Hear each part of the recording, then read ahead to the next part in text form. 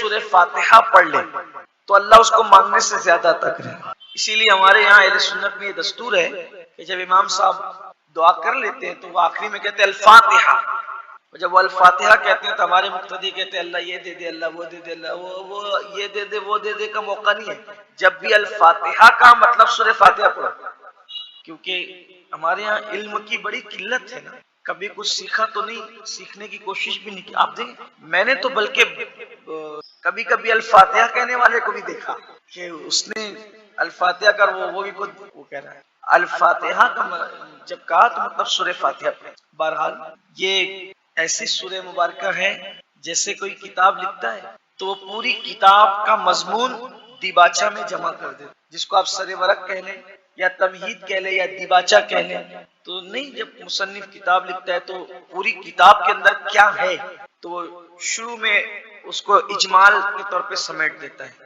بلا تمثیل۔ میرے اللہ نے پورے قرآن کے مضامین کو سورہ فاتحہ میں سمیٹ دی، بہت برکت والی سورت۔ ایک بات آپ کو اور بتا دوں، اگر طبیب ڈاکٹر نے کبھی کسی کو یہ بات کہہ دی ہو کہ یہ مریض جو ہے اس کا کوئی علاج نہیں ہے اور اس پر روزانہ 41 مرتبہ یہ سورت پڑھ کر دم کی جائے، اس طرح سے بسم اللہ الرحمن الرحیم الحمدللہ رب العالمین، یعنی بسم اللہ کی میم کو الحمد کی لام سے جوڑ کر پڑھے 41 بار، انشاءاللہ جس کو ڈاکٹر لا علاج کہہ رہا ہے اللہ اس میں بھی شفا عطا کرے۔ آغاز ہوتا ہے الحمدللہ رب العالمین، سب خوبیاں اللہ کو ہے جو مالک ہے سارے جہاں۔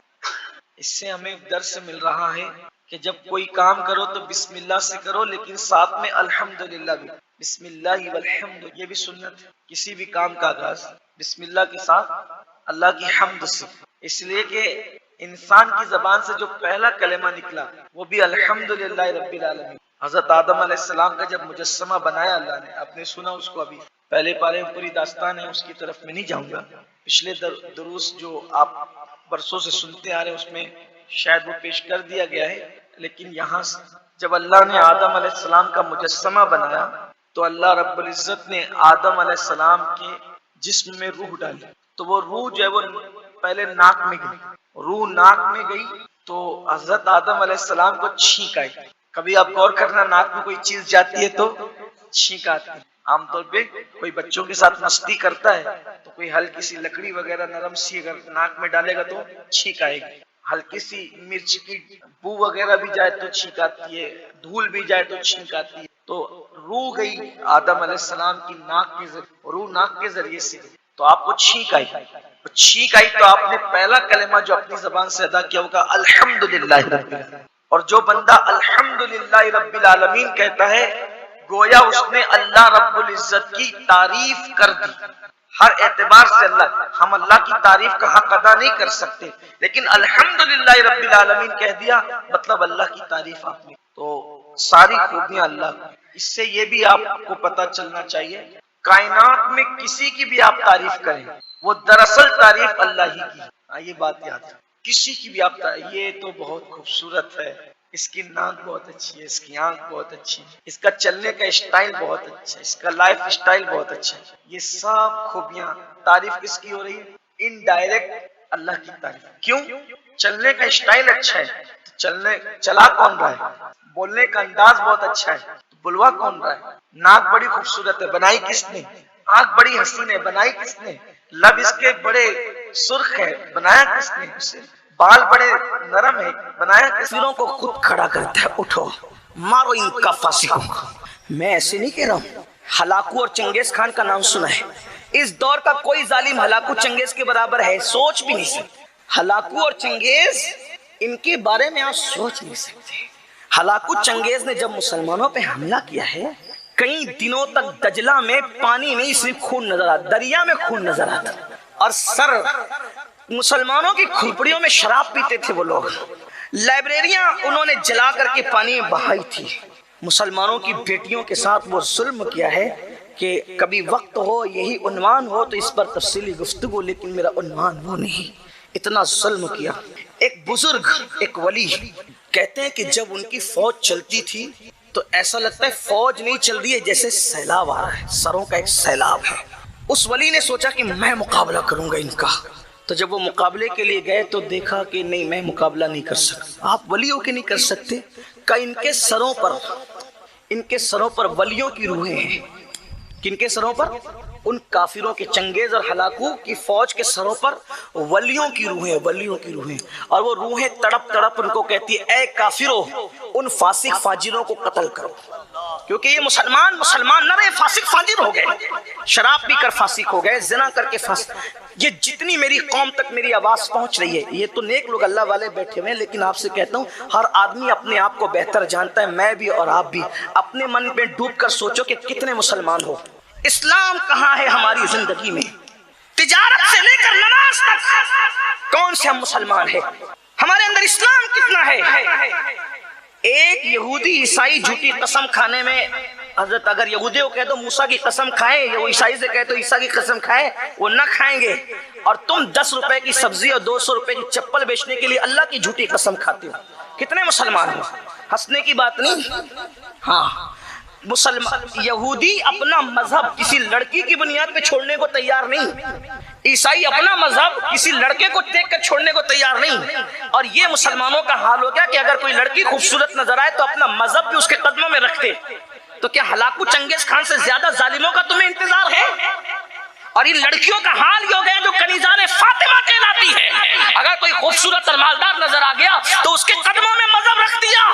یاد رکھنا، مذہب کا کھلواڑ کرنے والوں کو زیادہ دن تک خوشی دیکھنا نصیب نہیں ہوتی۔ اگر کوئی بیٹی کسی خوبصورت اور مالدار کے چرنوں میں مذہب کی قربانی اور بلی دے رہی ہے تو ایک دن اس پر وہ آئے گا کہ وہ چھوڑ کر کے بھاگے گا، اور پھر مذہب اسلام بھی اس کو پناہ نہیں دے گا، اور وہ در در بھیک مانگنے پہ مجبور ہو جائے گی، عبرت کی موت مرنے پہ مجبور ہو جائے گی۔ اور ایسا ہی ان لڑکوں کا حال ہے جو حسن پر، جو دولت پر، جو طاقت پر، ان کے قدموں میں آج اپنا مذہب قربان کر رہے ہیں۔ نادان، ایمان اور اسلام اس دولت کا نام ہے۔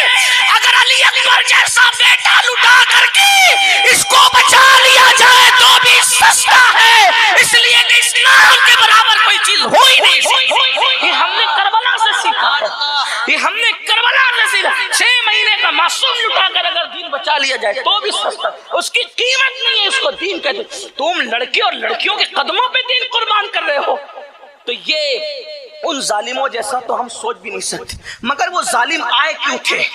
بہت لمبی نہیں کروں گا، ٹائم تو پہلے ہی زیادہ ہوا، تھوڑی دیر غور کرنا، شارٹ کروں گا۔ حالانکہ مجھے بہت سے عنوانات دیے گئے لیکن اب عنوانات کو چھڑنے کا ٹائم بھی نہیں۔ اللہ کرے کسی کے دل میں بات اترے۔ یاد رکھنا، تو آخر ہلاکو چنگیز خان جیسے ظالم مسلمانوں پہ کیوں مسلط کیے گئے؟ اور ولیوں کی روحیں کہہ رہی تھی اے کافروں، ان فاسقوں کو مار ڈالو، قتل کرو۔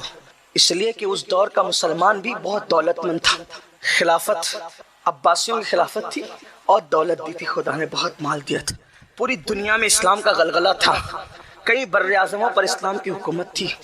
مسلمانوں کا حال یہ تھا کہ دوسرے ممالک کے بیت المال میں اور شاہی خزانے میں جتنی دولت نہیں ہوتی تھی اتنا بغداد کے ایک ایک مسلمان کے پاس دولت ہوتی، اتنی دولت خدا نے دی تھی۔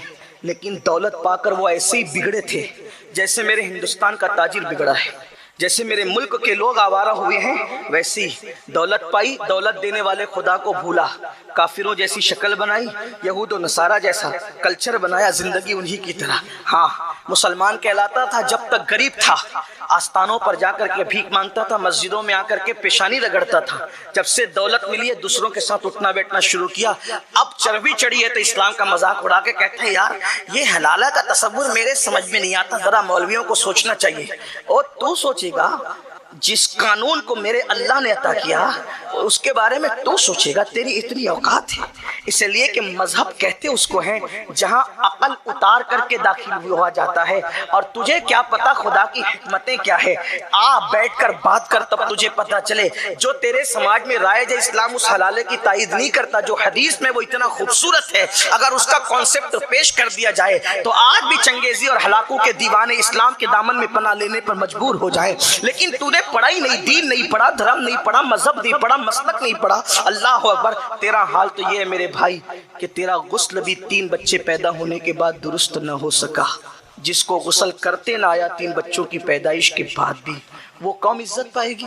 وہ کب محمود غزنوی بنے گی؟ اس قوم کو فاروق اعظم کی طرح اقتدار ملے گا؟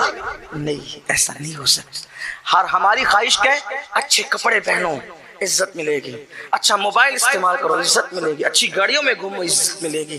نادان ہو، اچھے کپڑے پہننے سے کبھی منع نہیں کرتا، میں تو کہتا ہوں پہنو، اس لیے کہ دوسروں کے درمیان جینا ہے، پہنو اچھے جوتے، پہنو لوگوں کے درمیان جینا ہے، پہنو۔ آپ کہیں گے آپ یہ کہاں سے لاتے ہو؟ میں نے کہا میں دین سے ادھر ادھر ہٹنے کو تیار نہیں، میرے دین میں سب موجود، ہمارے مذہب اسلام میں سب موجود ہے۔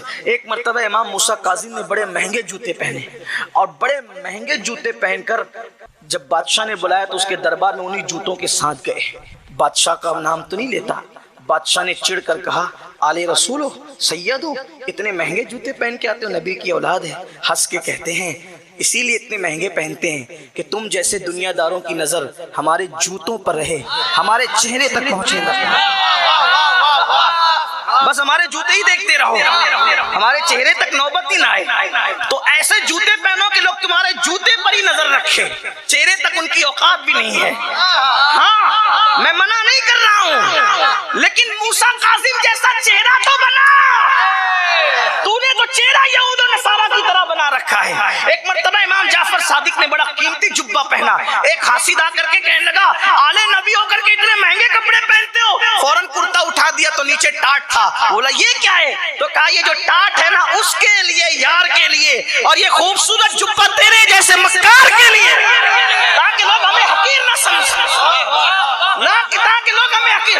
دنیا میں جینا ہے تو ہمیں لوگوں کے ساتھ اس طرح کا رویہ کرنا ہوگا، لیکن اندر تو کچھ ہو نا، اندر کسی کے لیے ہو تو سب اوپر ہی اوپر کر رہے ہو۔ تو ہمیں عزت کپڑوں سے نہیں، ہمیں عزت قیمتی موبائل سے نہیں، ہمیں عزت کاروں سے نہیں۔ آپ کو پتہ عزت ملنا کیسے ہے؟ جس وقت بیت المقدس فتح ہونے کرنے کے لیے مسلمان بیت المقدس کی طرف بڑھتے ہیں اور مسلمانوں کے آگے چاہے وہ دوسری طاقتیں ہار جاتی ہے تو ان کے علماء بیت المقدس کی دیوار پر کھڑے ہو کر کہتے ہیں تم کتنی بھی کوشش کر لو، تم لوگ ہم سے بیت المقدس لے نہیں سکتے، کیونکہ ہماری مذہبی کتاب میں لکھا ہوا ہے کہ ایک درویش بادشاہ ہوگا، اس کے ہاتھوں بیت المقدس فتح ہوگا، ایک درویش بادشاہ ہوگا، اس کے ہاتھوں بیت المقدس فتح ہوگا۔ اللہ اکبر۔ ابو عبیدہ ابن الجراح بڑے ہوشیار تھے، ان کو امین الامہ کہا گیا ہے۔ انہوں نے نیچے سے کہا اس بادشاہ کی صفت بھی تو لکھی ہوگی، بیان کر۔ تو کہا ہاں تیرا چہرہ گول ہے، وہ تو فتح کرنے آیا نا بیت المقدس، تیرا چہرہ گول ہے، تو نہ کر سکے گا۔ اس کا چہرہ تھوڑا سا لمبا ہے، اس کی داڑھی بڑی بڑی پتلی پتلی سینے تک آئی ہوئی ہے، اس کا چہرہ سرخ ہے، اس کے ہونٹ پتلے پتلے ہیں، تیرے گال اوپر ہے، اس کے گال اندر کی طرف ہے، اور اس کی جو لنگی ہے وہ اس کے ٹخنے کے اوپر ہے، اس کا لباس اس طرح کا ہے اور وہ اس طرح کا اور اس طرح کا ہے۔ جیسے جیسے وہ پڑھتا جا رہا تھا ابو عبیدہ مسکراتے جا رہے تھے۔ اس بوڑھے راہب نے کہا میری بات پر تو ہنستا کیوں ہے؟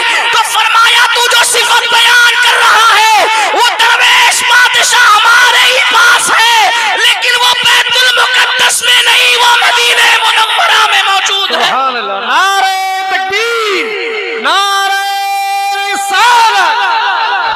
بلا اس کو، اگر میں دیکھ لوں گا تو اس کو بن لڑے چابی دے دوں گا۔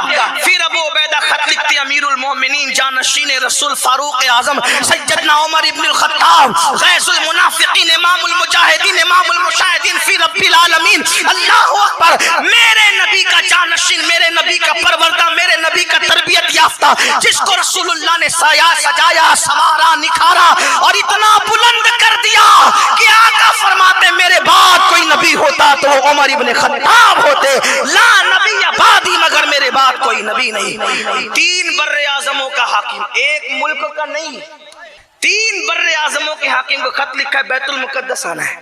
آج دیکھ لو دنیا کے وزیروں کو ایک ملک سے دوسرے ملک جاتے تو کتنا اتراتے ہیں، پھر بھی حال یہ ہوتا ہے کہ لوگ نظر اٹھا کر دیکھتے بھی نہیں۔